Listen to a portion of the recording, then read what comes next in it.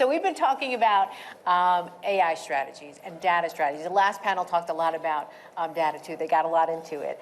Neema is actually Goldman Sachs, so he's the chief data officer, also head of data engineering. So he's the right person to talk to about this. You've been with Goldman Sachs for about 20 years. You're a partner.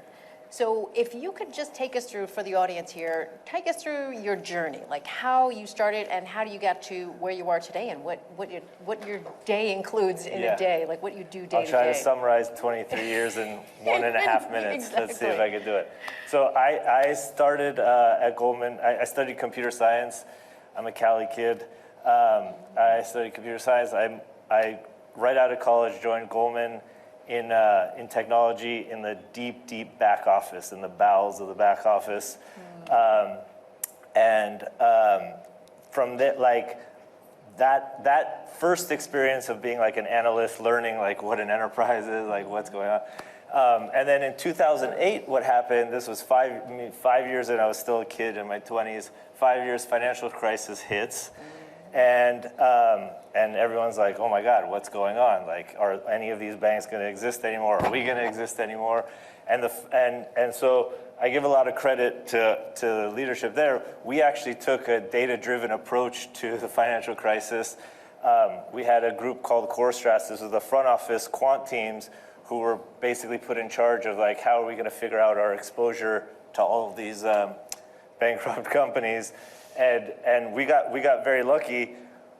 Where other banks were started going through the filing cabinets trying to find their ISDAs, we actually had all of our OTC derivative trades in one place. It's called SecDV. And so these quants were coming around the whole firm, sort of scouring from the middle and back office, like what data we could bring together to sort of understand our exposure to Lehman or other banks. And they actually tapped me from the deep back office. They're like, oh, you might know something about liquidity risk. Because at that point, I had been sort of on this learning journey about what the front office is, learning about banking, and so I was like, this curiosity sort of put me in a position where they're like, okay, you seem like you could help us. And I was like, yes, I could help you. And so from that point on, we actually built this aggregated database to tell us all of our counterparty exposure, which again was sort of a novel idea in 2008, where everyone was sort of focused on market risk. And funny story, that database actually won a prestigious award at Goldman that was usually given to the bankers for the best M&A transaction. The database won that award that year, not even our team, just the database. And that sort of started my personal sort of data journey at Goldman. This was like when it sort of clicked with me, wow, like financial services, the power is in the data, bringing it together, giving insights. And it turned out the really, really cool thing was not only that this database won this award for saving the firm, not going bankrupt, but that after that project, after we had weathered the storm, people started finding more business use cases to use that data. So the traders and the quants and the salespeople would come to us and be like, oh, we didn't know that if we could join settlements data with this data, with this data, with this data, we could actually help our clients trade better. And so it turned out that like this thing that was meant to like, you know, as a risk thing ended up being a business idea generator and a client idea generator. So that was sort of a journey that I was on, but also the firm sort of realizing that, oh my God, like data's not just this weird exhaust, right, from like what we do, but actually could be a differentiator. Now, you talk about data. A lot of companies want to use AI to gain this edge. So why is data strategy, so important? Why is that where people have to focus first before you get to? Yeah, that's a great question. Yeah, so I think everyone sits around and says like, oh, data, it's like the fuel of AI, and oh my God, garbage in, garbage out. But like, I'm not sure anyone actually explains like why. Why is that? Why does it matter? Like why? And here's my personal mental model. This is the way I've taught myself. So maybe a learning moment. Let's see if hopefully I'm not being too too basic here, but for the last 60 years or whatever of computer science, it's basically been you hire someone like me and my team, we sit in front of a keyboard and we write rules into the computer. We like type rules. We're like, if you click this button, send an email. Like if you push this button, it like starts a YouTube video. Like if you type these keys, like a Word document will appear. And like those are rules codified in the computer. Like we actually write that code that then does those things when people interact with the computer.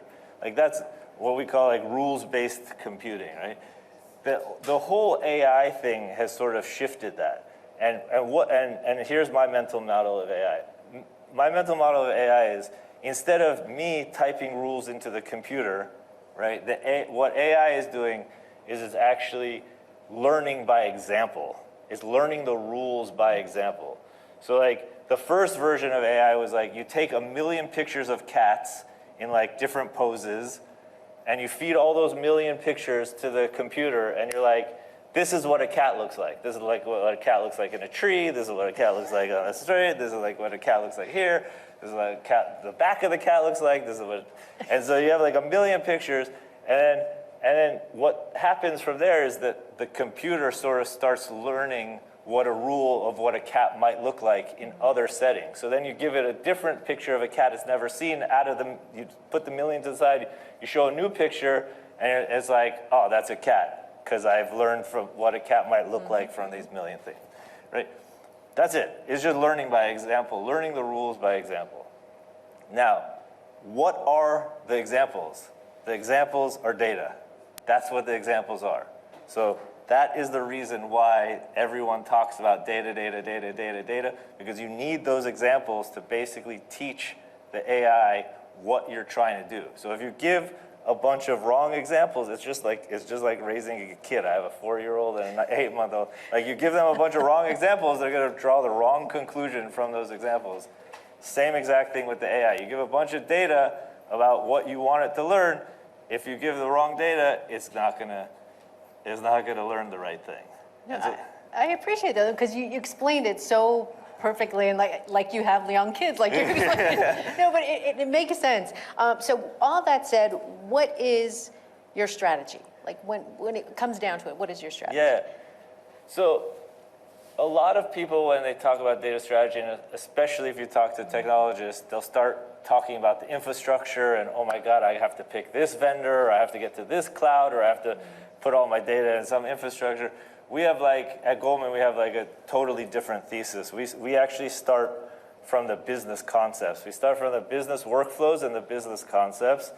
And this is sort of like the way we've been doing data for the last 10, 15 years. You start with what is a trade?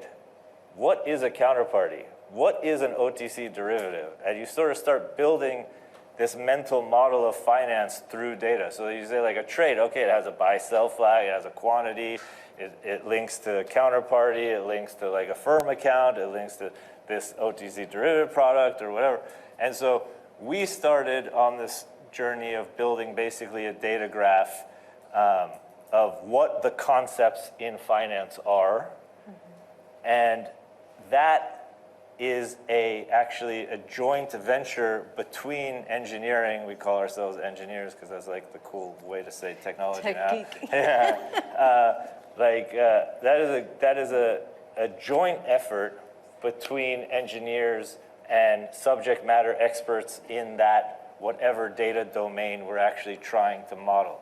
So if we're trying to talk about our HR data, we actually sit with the HR people who are experts in HR, not the HR engineers, the actual HR experts, and we're like, well, what does a person mean at Goldman Sachs? And what is an employee, and how does that work? And what does it mean to be a leaver? And what does it mean to join? And how many join dates can you have? And so you actually sit together and you build this shared understanding of the data and this shared ownership of the data. And we do that across all of our lines of business, all of our investment functions, all of our non-investment functions, through the whole stack. And you start building this sort of knowledge graph or this understanding of all your data. Then us as engineers, I run the data engineering team as well. Then we sort of help the firm then project that into whatever infrastructure people want. So it could be, a really fast database you need for this thing, but you really need a deep analytics thing for this thing. And so from those concepts, then we could do the sort of engineering work in the background, but everyone has a shared understanding of the data, and then they could query that data in that shared understanding. That's the pretty cool part that I think sets us apart from what other people talk about. So what are some of the challenges that you might face? Because I know we've had different questions from the audience come in. One was about cybersecurity, like how do you address the issue of data security, keeping everything secure? Yeah, look, we have a thesis on security. First of all, we have like the best CISO in the world, so that's like helps a lot, and the team and our security team is the best. But we sort of have this thesis about cloud infrastructure that maybe is contentious, but basically at these hyperscalers, they basically can spend billions of dollars on security and data security and cybersecurity. And so our thing is like, we like that. We like that you could spend $10 billion on making sure everything in the hyperscaler is secure, and we'll just leverage that. We make sure that all of our data is encrypted, that all of our entitlements are super precise, that like you can't see what I could see because we sit in two different functions, we have info barriers and things like that. So those are all like rules that we built, like business logic rules we build on top of the infrastructure, but from an infrastructure perspective, we think like that's the best sort of security way to go. Now, when you're talking about implementing AI, let's say you were talking about data, is it the same with generative AI? Is it the same with agentic AI? Is it the same strategy that you use? Yeah, so the AI, I'm going to talk my own book here because I'm the data person. Yeah. So I think it always starts. I think it always starts with the data. We just, again, our thesis is humans needed to understand the data, and now AI needs to understand the data. Same difference. The agent. It's actually even worse for an agent or AI. Like the agent or AI can't go ask another human in ops, like, wait, what did you mean by this field? Did you really mean that this account, or did you mean this custodial account? So like a human could go to a human and ask like what that data means. Agents can't do that. So again, this shared understanding, this graph understanding, this explanation of what a trade is, codifying that in the computer, what a trade, and how is a trade linked to a counterparty, and how does the counterparty link to this and this, like that, building that sort of knowledge, understanding, what we call a semantic layer or whatever, that becomes the power of how an AI could understand the world of Goldman Sachs and the knowledge of Goldman Sachs and the understanding of Goldman Sachs. So for us, we've been doing AI for a long time. It started with traditional ML and things like that. It's always been the same thesis, like get your data in an understanding for the humans and the machines, and like great things will happen from there, basically. Can you give any specific use cases? Like how is Goldman Sachs using AI? Yeah, I think a few of these panels have talked about some of the things. Like, first of all, I would say, like, if you have an engineering organization, a tech organization, and they're not 100% all using agent coding tools, like, you're way behind now, and like way behind, like way behind.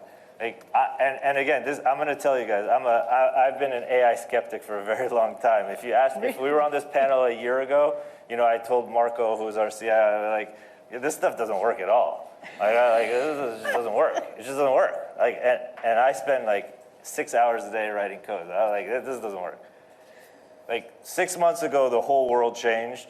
And the stuff is like superhuman. It's like incredible. It's like blowing my mind how insane it is right now. So from a developer thing, like your team has even if you're outsourcing your tech, you better tell those people that they better be using like coding agents. Like it's just the world has made some crazy step function here that it is going to leave everyone behind who's not doing it. So that's like a slam dunk productivity one. Like you just got to do that. There's some other productivity things people have talked about. Like yeah, sure, you got to roll out Copilot for your emails and chats and whatever. Like the real stuff. Like I really think about is what gives Goldman Sachs an edge. What gives Goldman Sachs an edge in the future?